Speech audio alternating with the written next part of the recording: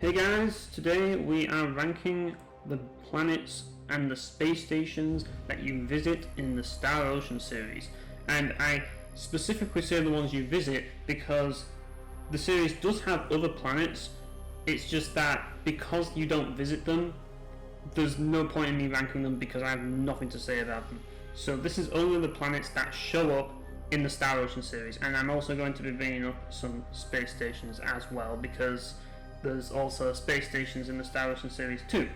So let's begin with our first planet, which is Aeos. Now Aeos is the first planet that shows up in the game's timeline, technically speaking, unless you count Moonbase, but we're not going to count that because you don't actually go there. So in terms of the timeline, this is the very first planet that you step on in the Star Ocean series, and it's basically a prehistoric planet full of like these giant insects and bugs. It's probably where the Earth Defense Force series, it's probably where all the aliens in the and the giant insects from the Earth Defense Force games came from. Probably. So there's no civilization here whatsoever, although there is sort of a little base that was set up by the Eldarians.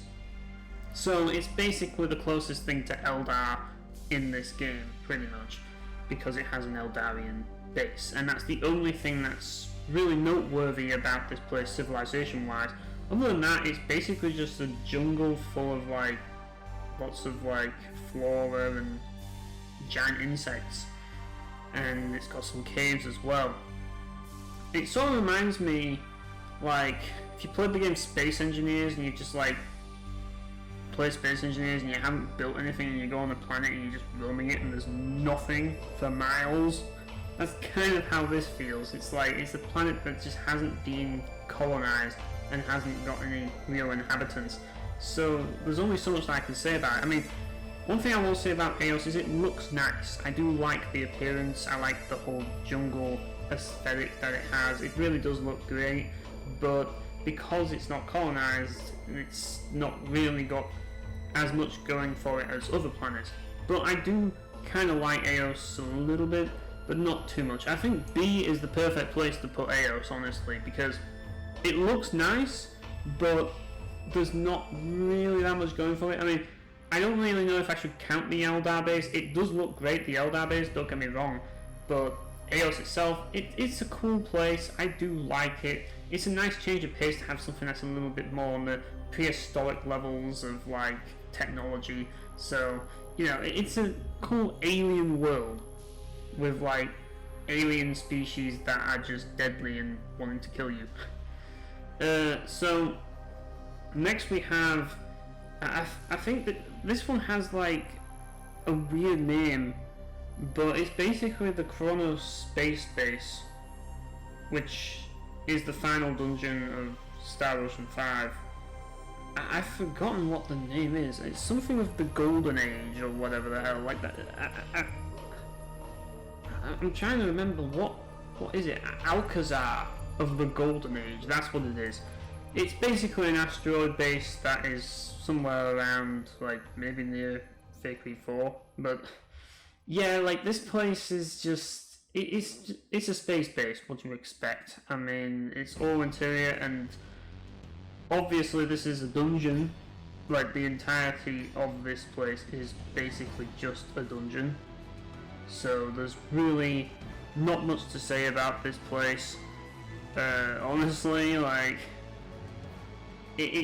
I guess you could count I mean, I'm not going to count it, but you could count the other section of it, the second part of it, its own separate world, but I don't.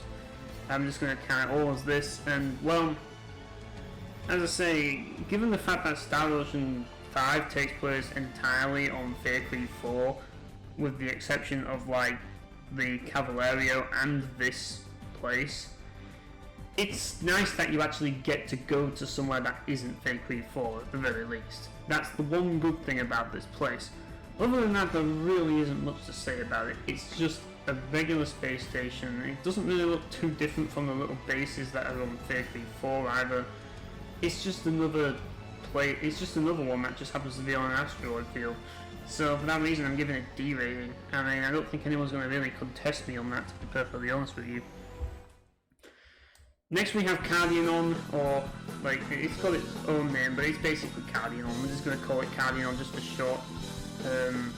I think it's some, like, I've forgotten what it's called, something 8 or 7 or something, I don't know, like, I'm just going to call it the Cardianon Mothership because that's basically what it is. Yeah, this place sucks. I really don't like the Cardianon Mothership. It's a horrible dungeon. I mean, you could argue aesthetically it looks nice, but I don't like this place. I really, it's not fun. For that reason it gets D rank automatically, just simply because this is the dungeon that I always dread every time I play Star Rush before. Like, I just don't like this place. I just don't like this place at all. Anyways, next we have Aster IV. Aster IV gets S rank. Easy S rank, that's not even a contest, because Aster IV is just fucking phenomenal. Like, this is how you do an otherworldly world. This is how you do an alien world.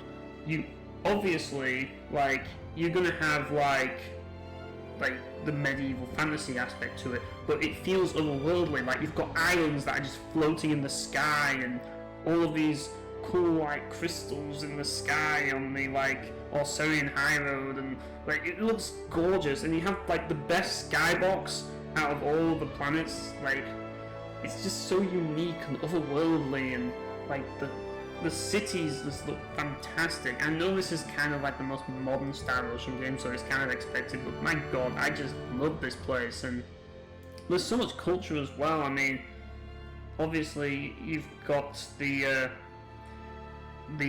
kingdom of Arcturus, then you've got the Empire, which is like in a deserty area, and then you've got like the jungle island thing, which is near the ancient coil, Nede, which is pretty unique. I really like Nede a lot. It kind of reminds me of a bit of Aeos, but not Aeos.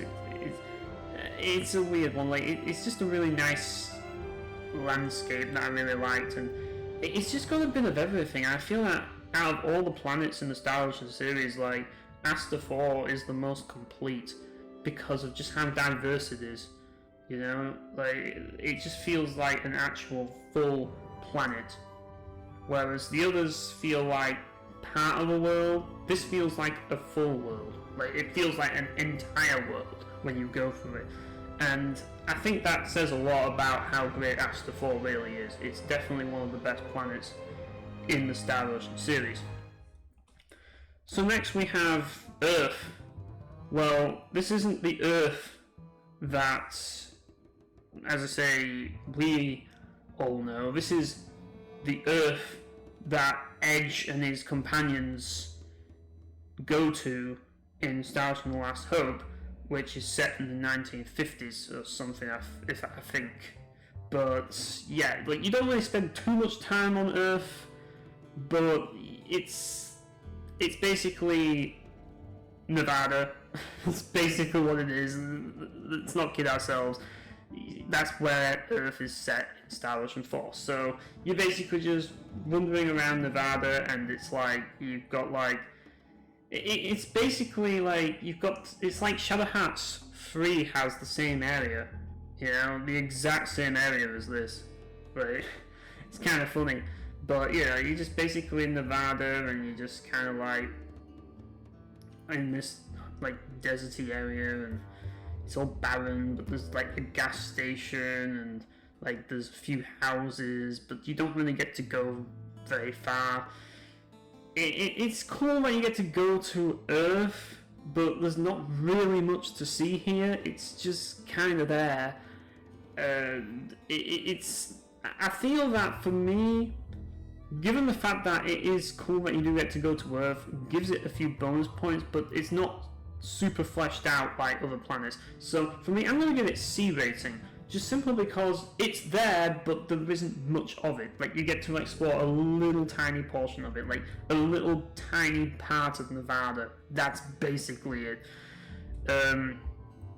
Next we have Ediface. Ediface is kind of interesting for one reason, and one reason only, and that is the fact that a lot of it is underwater. So if you consider the whole idea of like this being a water planet and you go into like underwater areas, this planet is actually quite awesome, and there's a lot to like about it.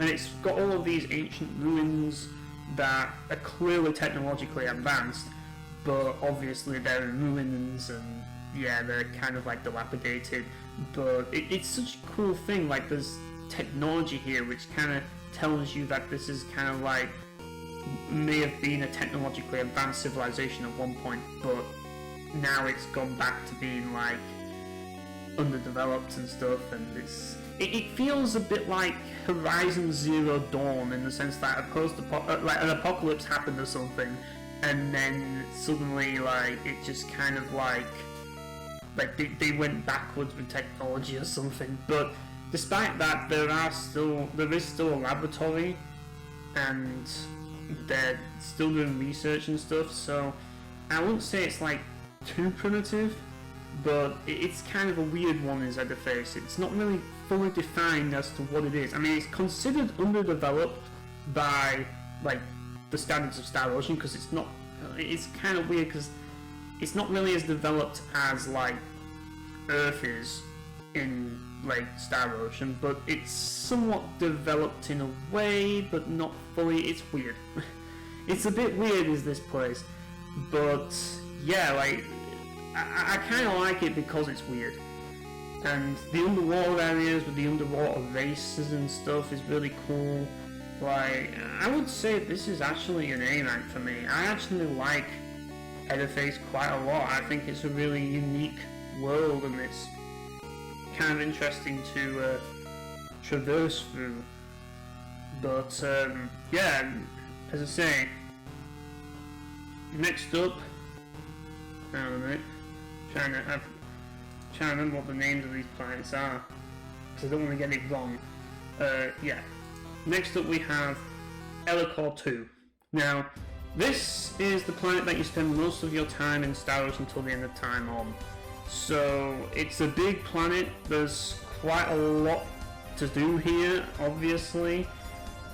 It's got a lot of locations in it, but as I say, like, I wouldn't say that it is as good as Aster IV, though, just simply because like I feel that it doesn't have as much diverse landscapes as Aster IV, but it still has a few like locations that are interesting. Like, for example, you have like Surfurio, which is kind of like this like little village on a lake or whatever, and then you have like the Mosul ruins in the deserts, and you have Eraglyph in the snowy mountains, and like Aquaria in like the grassy plains.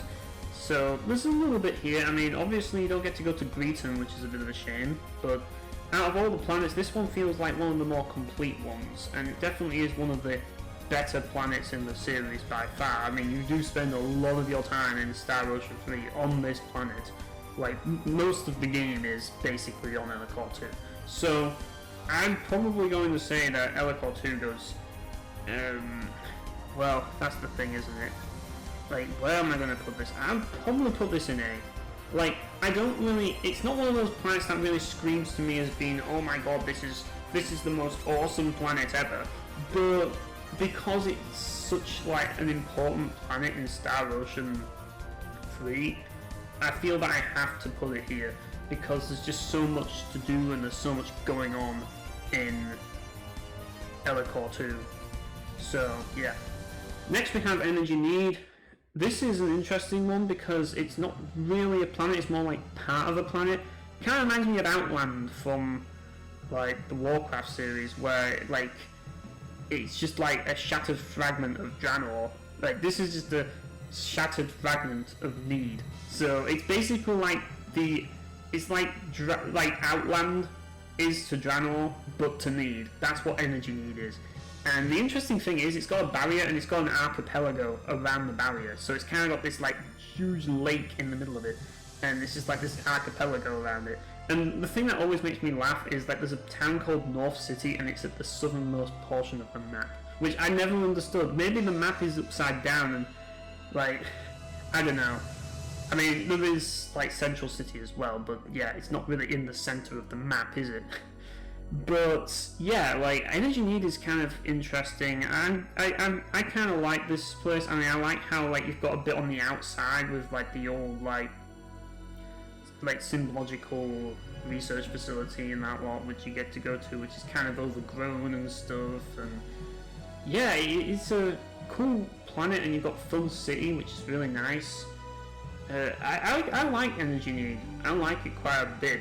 Where would I put it? I mean, like, I probably would say that Energy Nede is, I don't know, like, I'd probably actually give it S.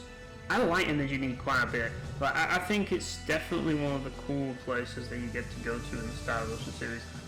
Like, just simply from how unique it is, and just, I mean, yeah, you only get to explore a little bit of the archipelago, but at least it feels like a complete world for what little it is, and it feels believable. Like, it's only a small portion of an entire planet, so obviously it's not going to be super huge, but they managed to fit in a lot of stuff there. So yeah, I definitely do like Energy Nede for sure.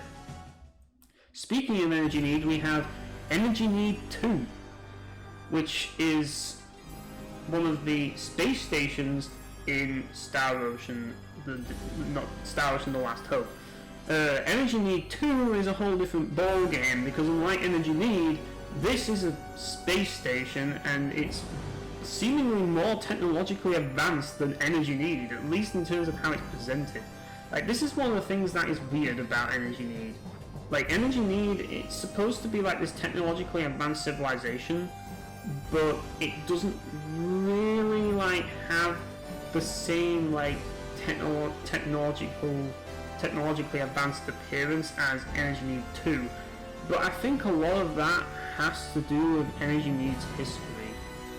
Honestly, like, it's got a lot of really powerful people, and when you go to place like the final dungeon in the game, you kind of see that there is a lot of technology there, but it seems that, I don't know, like, there is technology there, but I feel that they've kind of rejected the notion of like growing and expanding as like a planet, and I think that's kind of why it's kind of gone that route, whereas Energy Nede 2 is just completely out of this world in terms of technology.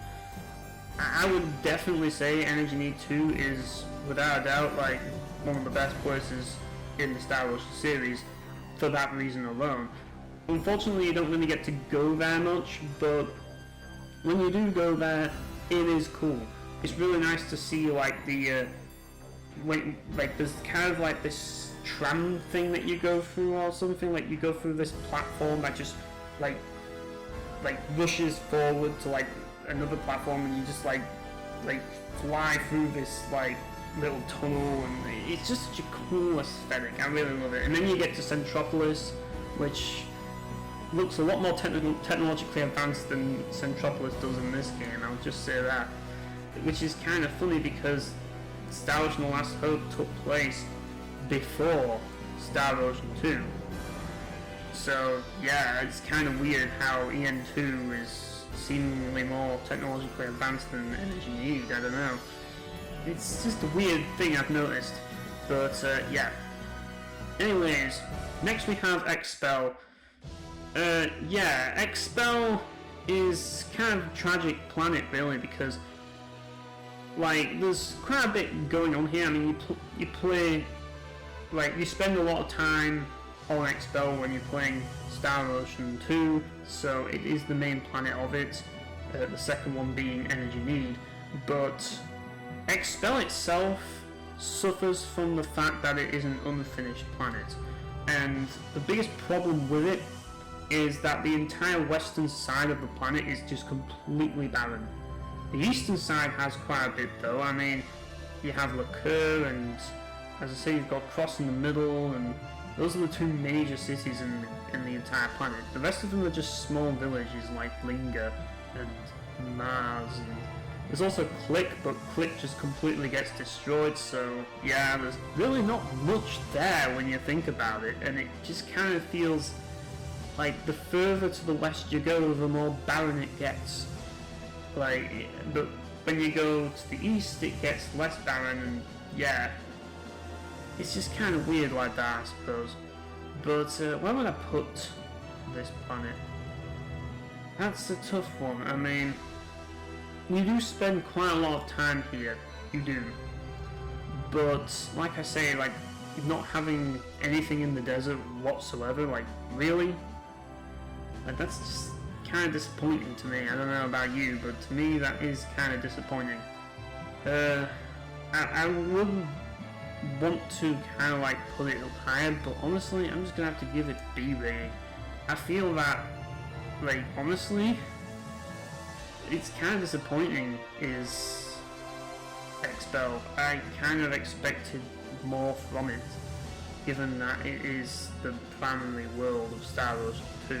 I much prefer Energy Nede. Like, the one thing that saves it from being in C is the world map theme that plays in Expel. I really love the world map theme of Expel, but other than that, yeah, it's like, it would have been C if it wasn't for that, but because of that it gets B. But other than that, I'm not really huge on Expel as a planet. Next we have Fargett. Well, we know where this is going. Fargett is just a bland, barren place. I know that they tried to expand on it in Star Ocean First Departure, but they did a half-assed job of it, and they didn't really make it look particularly interesting. In the original, it's just the final dungeon, which is Reverse Tower. You don't actually get to go on the planet much at all. You don't get to roam it. But in First Departure, you do get to roam it, and it's just like a desert, and there's not really much going there. You get, like, there's a resistance camp, and there's a prison, and then there's Reverse Tower. That's basically it.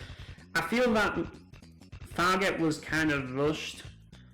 I think the biggest problem with Fargett was that the game developers, and this is what I like to assume, I assume that the game developers were thinking, oh yeah, we'll have this as the second arc of the story and we'll really flesh it out, and then they realised that the Super Famicom cartridge couldn't, like, hold all of that stuff. Either that or they just ran out of money, so they just thought, fuck it, we'll just skip to the end of the game. And that's kind of how it felt. In fact, like, the moment you land on Fargett, you just sent straight to the last dungeon and that's it. Which is a bit anticlimactic, but that's how it goes in, like, this game, unfortunately. So yeah, that's the biggest problem with Fargett, unfortunately. So anyways, next we have Faykreed IV. Now, I know a lot of you are thinking, oh god, not this shitty planet with nothing on it where we go to the same places over and over and over and over again. But I actually don't mind Faykreed IV. I think it's okay. Honestly, like, it's not as bad as people make it out to be. Like, I mean, it's got freaking Santa Rule, people. Santa Rule is just fucking amazing. I mean, that place is alone makes this planet worth something. Like, there's some really gorgeous places. I even like Mid-Op. I do. Like, I really do. I mean, yeah, sure, this is a pretty small planet compared to others. And it's probably, like, it doesn't feel like a huge planet, but it's not that bad. I don't think it's as bad as people make it out to be. Like, honestly, I feel that this, given the fact that it is small, I can't give it too high a rating, but I'm going to at least give it a B rating, because I do like this planet to some degree. It's still a good planet. I'd probably put it at a high B, just like, I'd probably put it above Aeos, because I do like it, but obviously it is sort of on the weaker side of planets, just simply because it's not really got as much going on it, you know, as it really should, just simply because it's not as big as it could be. But at the end of the day, it's not terrible. There are some nice areas in Faykreed, so I can't really knock it too much, so I'm giving it B. Right, next we have, by the way, spoilers, by the way, because this is the fourth dimension. I really like the aesthetic of the fourth dimension. I mean, this isn't just geometry, this is also like sphere and archives. I love archives, like the freaking, like the like transparent floors and stuff over this like I don't even know how to describe it. Like everyone just walks on these transparent like floors, like it looks like glass, but it's just a transparent floor, and like you've got, and this just melds into like these like little buildings that, like, it's such a weird, surreal place, but it's kind of meant to be. And then you go to Geometry and it's just like Fantasyland, and it just, Geometry is just an aesthetic masterpiece. Like Geometry is amazing, whereas Archives is just kind of like just surreal and just really weird, but it pulls you in because of how surreal it is. And like I say, it's meant to be that. And yeah, it feels like this is peak future, people. This is peak civilization. This is peak technology. This is as technologically advanced as it is possible to get. So obviously, it's going to look completely ridiculous and just as weird as possible. Like this is how we're going to live in the future, guys. This is the end of this is like the pinnacle of human technology, but you can't go further than this. I don't believe it's possible to go further than this.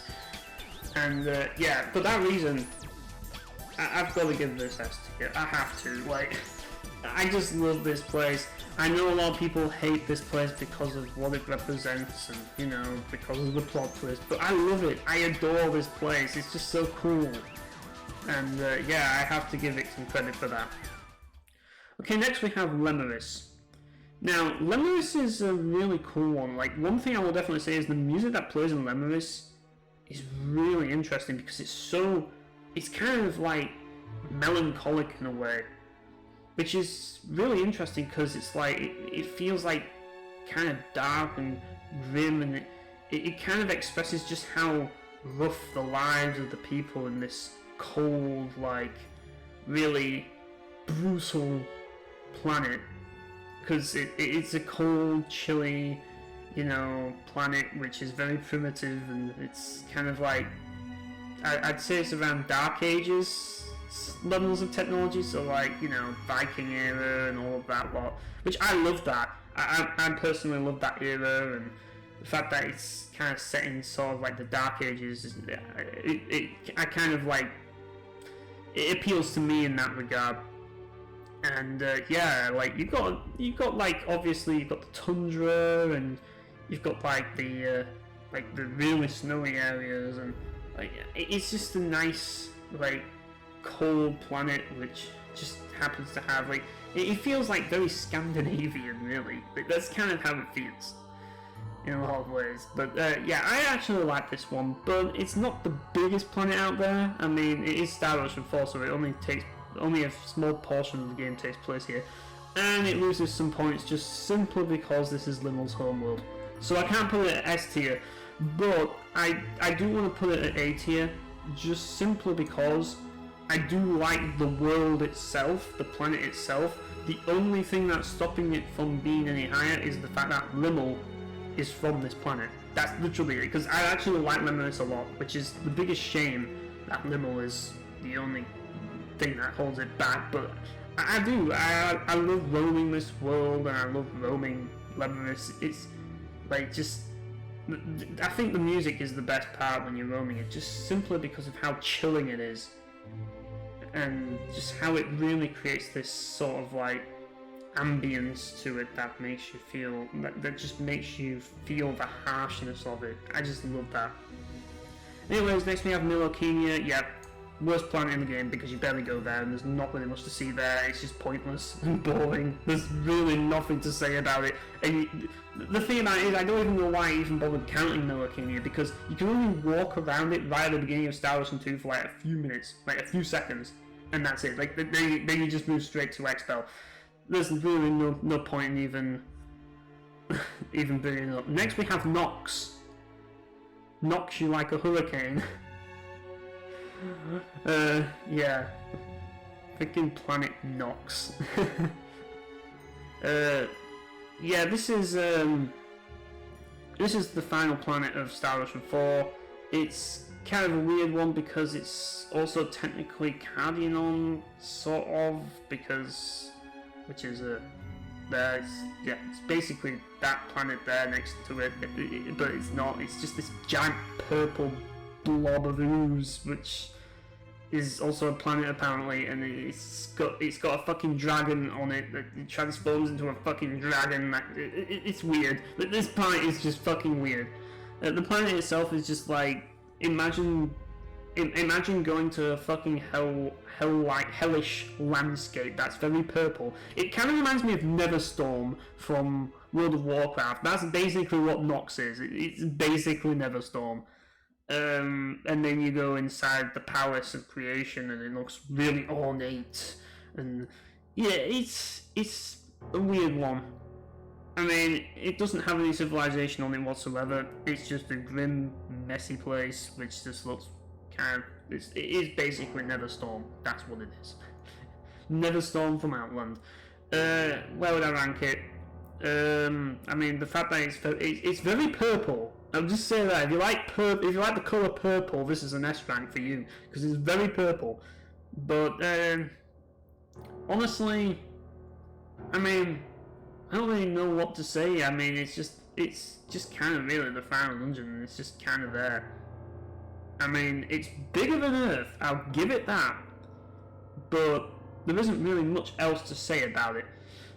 I think I should probably just give it B rating, just simply because there's not really much civilization here. It's a bit like Aeos, but I think Aeos is a little bit better just simply because it looks nicer. This is just looks like a fucking purple wasteland, whereas this looks like it's got the jungle and the fauna and everything. So yeah, that's basically what it is, really, isn't it?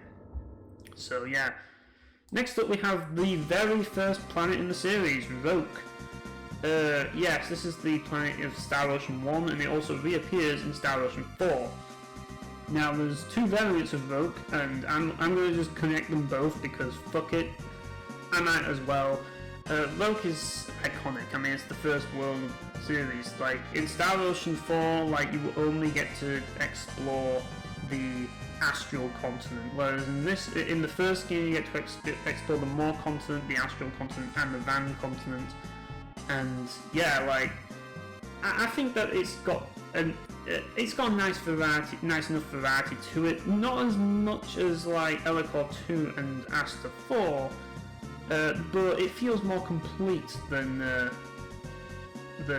Expel. And I like the places like, as I say, you've got places like Tatroya, which are really cool, and you've got like the Astral City and stuff. Like, I mean, it's a pretty cool place for that reason, and like, I don't really count the Demon World, but I do like the Purgatorium. I think the Purgatorium is a really cool thing, especially when you go into the like inner Purgatorium, when you find out like it's got all this technology, and there's a lot of lore here. I mean, the fact that they brought it back in Star Ocean 4 kind of says a lot, because they go even further with the lore. So there's a lot to like about Roak already. There's not really much not to like about Roak, really, let's be honest. Honestly, I'm just gonna probably put it here, just simply because it's not really the best. I don't think that it's the best world, but I still think it's a good world, which is, you know, it's gotten more fleshed out over time with Star Ocean 4 fleshing it out, and yeah, like, I do like what's shown on Roak. I like how it's kind of got like this lore on how like people like the Muar came to Roak, and like the different races on Roak, and how it's just kind of cool. I like how there's a lot of races here, and there's a lot of like I feel that there's kind of like a bit of like racial like issues going on this planet between the Highlanders and the Featherfolk, which, yeah, I kind of noticed that there's a bit of conflict between them. It's subtle, but I feel that, at least, that there's a bit of conflict between them. I don't know, but I kind of get those vibes, personally. But, yeah. Next we have Hyda IV. Well, it's a resort. That's what it is. It kind of reminds me of the Kukai Foundation. That's basically what this is. It is the Kukai Foundation. That's basically what Hyda IV is. Because in the Kukai Foundation, there's a resort there, and like everyone's at the beach right at the start, and it's got this. As you can see, there's this city in the background. It's the Kukai Foundation. That's what Hyda IV is. It's basically like they weren't even trying to hide it. They literally stole the freaking Kukai Foundation from Xenosaga, and they just put it in Star Wars until the end of time. I swear to God. But I still like it to some degree. There's just not really much you can do here. You can roam around the beach a little bit and then roam around the hotel, and that's it. There's not really much else there. It's a cool looking place, but there's really not much to see. And I nearly call it the Kukai Foundation again. There's really not much to see on Hyda IV. So for that reason, I'm gonna have to give it C. Just simply because even though it's cool because you've got all these cities in the background, there's not really much to explore and roam around. But it's still better than any of the ones below it. Like, it's a cool little area, and I like the elevator music that plays in the whole area. Like, I swear to God, like, Star Wars 3 soundtrack is just full of elevator music, and I mean that in a good way. I really do. But yeah, next we have Moonbase. Now I'm talking about Moonbase from Star Wars Until the End of Time. Well, all I'm going to say is Moonbase has one of the coolest theme songs ever. Like, you could say what you like about the actual planet itself. It looks cool, I like it, but the music alone gets S tier. Just for the music alone. Oh my God, like, freaking... it's a cool place. I really do like it. Like, you get to go through like all these park areas and stuff, even though it's full of like freaking executioners or whatever the hell, or you know, like giant robot things, or like, yeah, like it's. I do like it. I mean, it's got a town area, and then you got like you have to fight your way through like all the places that have been attacked, and I do like it a lot. It's got just enough futuristic stuff to make you care, and like, the music is just the best part. I just love the music of fucking Moonbase so fucking much. It's amazing. Speaking of music, we've got Parrapoeiam. Parrapoeiam is the definition of Frutiger Aero. It literally is the definition of Frutiger Aero.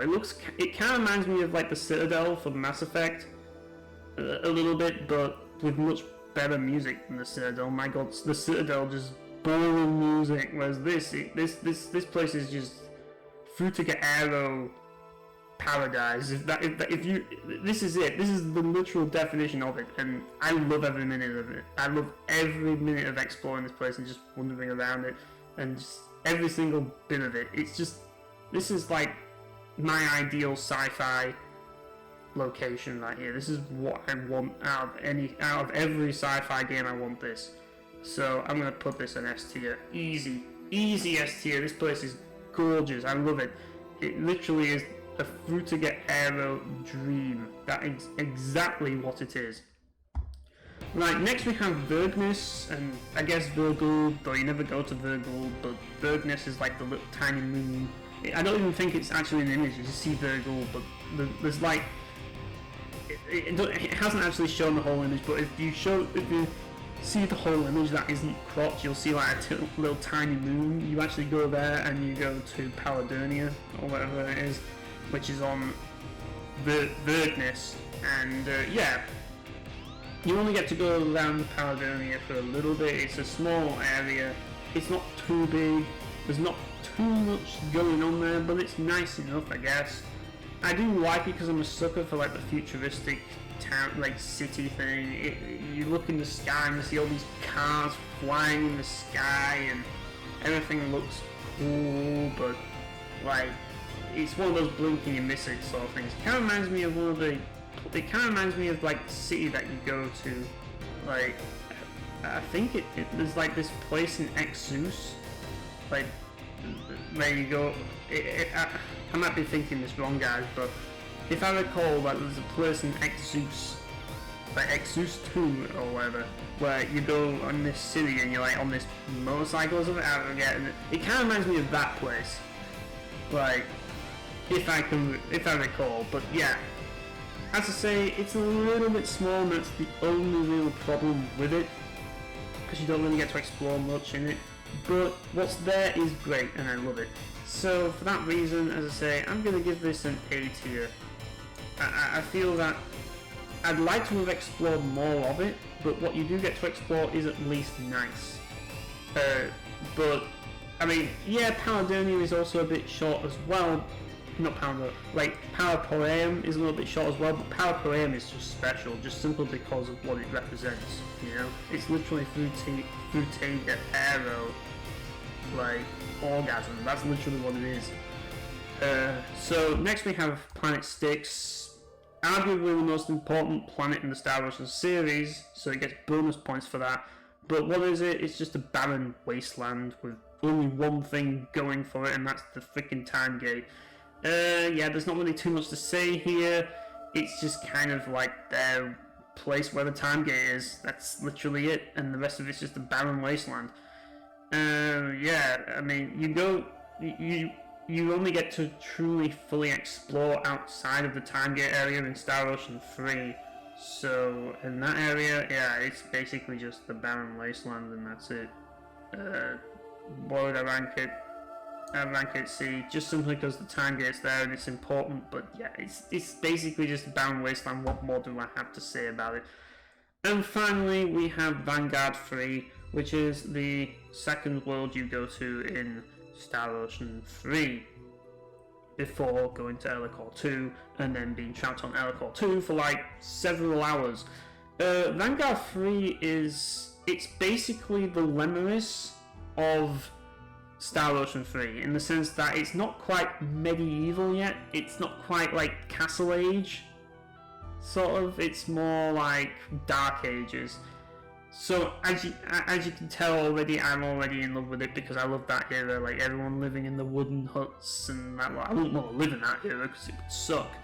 But yeah, they mix things up a little bit though, because there's a guy who has basically descended onto this planet, and he's got advanced technology, and he's basically using that to take control of it.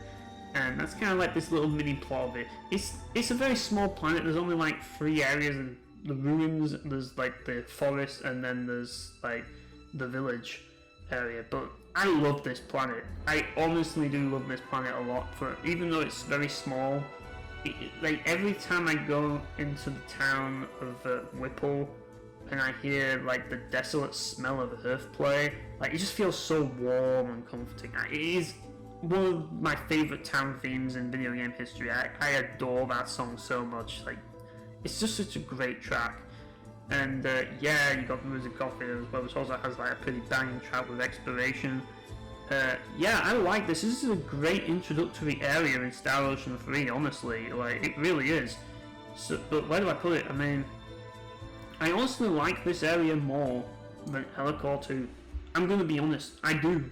I wish you spent more time here than you did on Elicoor II, because I really like Vanguard 3 more. I know it sounds crazy, I know, but I actually do like Vanguard 3 more than Elicoor II, just simply because of just the vibes I get with this place.